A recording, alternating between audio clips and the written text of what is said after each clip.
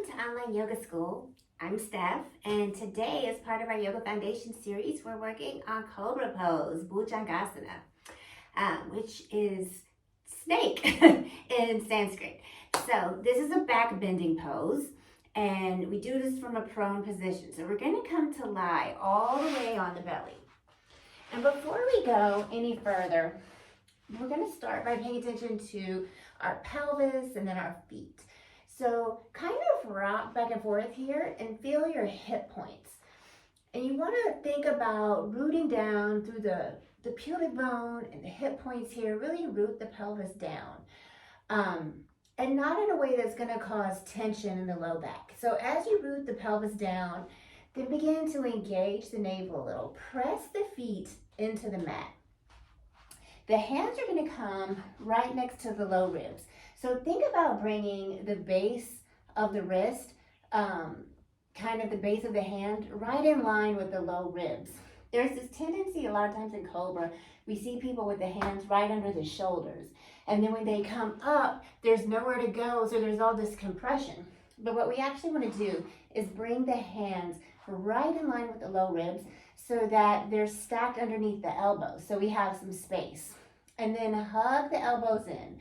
Press the feet down. Think about pressing the pinky toes down into the mat, which is going to cause you to spiral the inner thighs up and engage the quadriceps just a bit. And then relax your forehead down on the mat for a moment. So let's check in with ourselves. Think about our mountain pose, right? We're going to apply those same principles here. So engage the abdominal wall just slightly to protect the low back.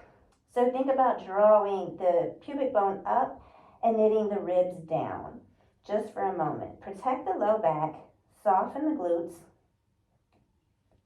spiral the pinky toes down and the inner thighs up. Squeeze the elbows in, spread the fingers wide, really wide fingers here. And from this space, tuck the chin slightly so that the back of the neck stays long. And on an inhale, use the muscles of the back to lift the chest, just a little bit. So you don't have to lift very far here. This isn't about how high you can get, it's really about how long you can get. And it's about using the proper muscles.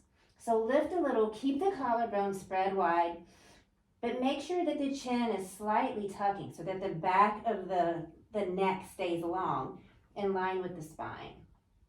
Take a breath in and then slowly release. And so we're going to do that again.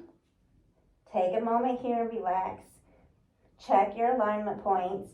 Pinky toes down, inner thighs up, pelvis rooting down, wrist in line with the low ribs, elbows squeezing in. And as the elbows squeeze in, that helps us to activate the back and to open the chest. Tuck the chin so the neck stays long. The neck is part of the spine. And then on an inhale, slowly use the back to lift.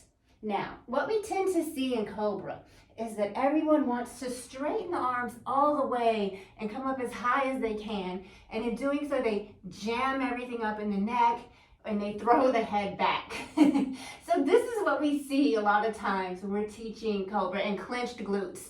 So it's the clenched glutes, the compressed low back, the squeezing shoulders, the straight arms, and the head thrown back. And that is all the opposite of what we want. So remember, elbows squeeze in, which activates the lats, right? Tuck the chin, almost an exaggerated tuck if you're new at this, just to get the feel for it. And then lift. So spread the collarbone wide here. And you're using the muscles in the back. So you should be able to float the hands and nothing changes. If something changes when you float the hands, then you're probably using the power of the hands and the arms and not the muscles of the back. Take an inhale here and release.